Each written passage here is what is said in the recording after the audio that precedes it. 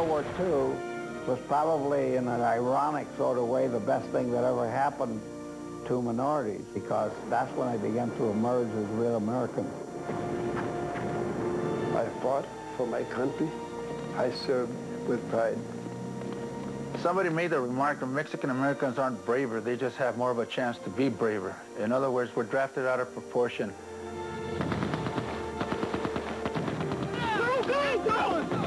It's in our blood to be soldiers, to be warriors.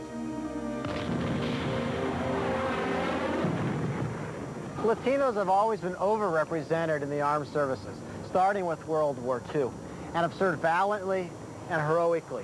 In fact, it's of enormous pride to the community that Latinos have won twice as many Congressional Medals of Honor than any other ethnic group. My name is Armando E. Gonzalez, and I was a private first class in the Army in World War II. I didn't go in as a Latino guy. I didn't even know that there was such a word. I went in because I wanted to be an American soldier and fight and help at the time, especially when the war broke out. On the 11th day of May, 1943, we invaded the island of Attu. I was an ammunition carrier at the time, a runner, when the sniper was hiding in our lines, and he saw me come down and he shot me. You know, I didn't see him. And pretty soon I feel the blood bouncing here and in the back. When I was wounded, I didn't think about that I would buck for a discharge because I wanted to serve. I recuperated. They put me in the 44th Division. I ended up going on the line after D-Day in Nancy, France, on the 16th day of September of 1944. This is my life. This is what I did, and this is what I'm proud of.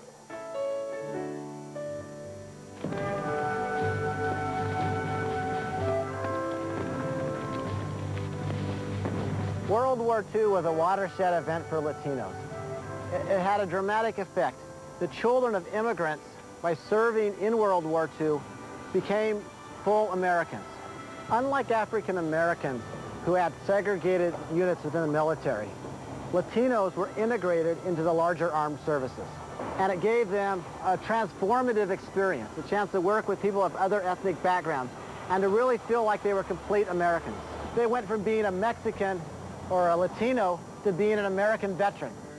My name is Bill Ansford. I served in World War II as a Marine sergeant and in Korea as an Army officer. World War II was, in my view, the emergence of the Latino into general society. It was the breakout from the ghetto in states like Texas, for example, where they would still put up signs, no dogs and Mexicans allowed.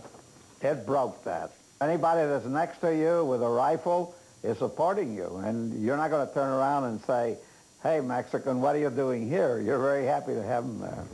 That discrimination ends right there. Your life is in his hands, and his life is in your hands.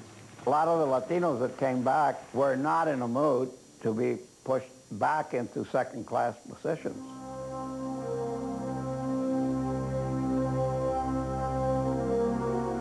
My name's Eddie Morin. I'm a Vietnam veteran. I'm also the son of a World War II veteran. My dad's name was Raul Morin, and he distinguished himself by writing a book about the Congressional Medal of Honor recipients of World War II in Korea. My dad, he saw firsthand discrimination. It was very intense during his era. But what really offended him was that he knew so many brave soldiers, and yet they would never receive any credit.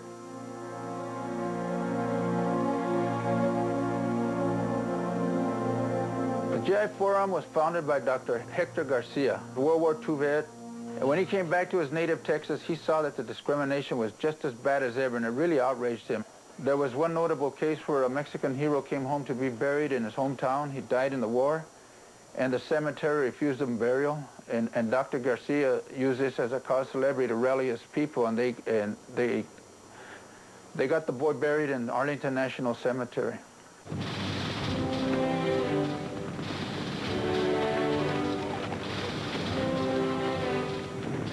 By By the time that Korea came along, the Latinos had been pretty well accepted, and I didn't notice any discrimination.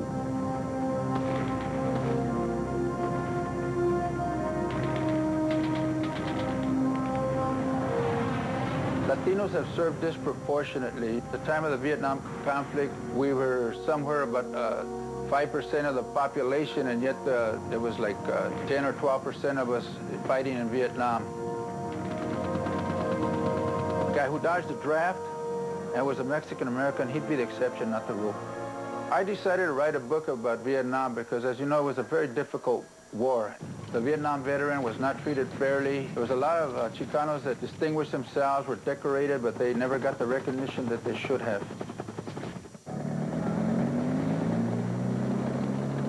My name is Luis Gonzalez. I was an E4 in the U.S. Army and served in Operation Desert Storm. I think that as a culture, we look into soldiers in a proud way, and part of our culture actually motivates us to be soldiers.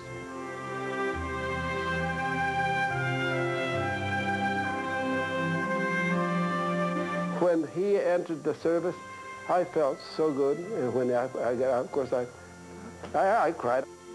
I was always proud of my grandpa and telling my friends growing up, hey, my grandpa served World War II and he got wounded and he got all these medals. We have a grandfather, a father, and a son, and we have two of those soldiers that actually served in different wars.